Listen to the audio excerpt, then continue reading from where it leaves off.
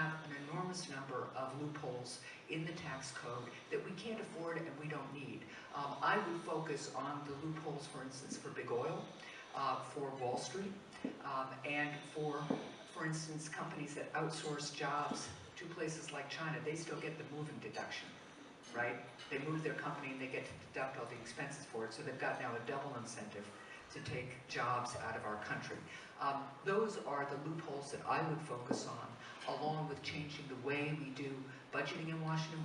I support Senator Shaheen's proposal to have 2-year budgets in Washington, the way we do 2-year budgets here. We need to make more data-driven decisions in the federal government. They hardly measure whether the programs are actually effective. We know we have to cut waste, fraud, and abuse. I would get rid of, for instance, tobacco subsidies. I don't know why the federal government is still subsidizing the tobacco industry. I also know that we have to strengthen and protect Social Security and Medicare.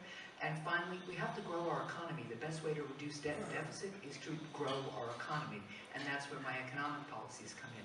I certainly think that the interest deduction for residential mortgages is a very important deduction for middle-income families, and so I don't support changing that, and I think that that's something that really does help expand opportunity for our families, and so I would be looking at other parts of the tax code to reform.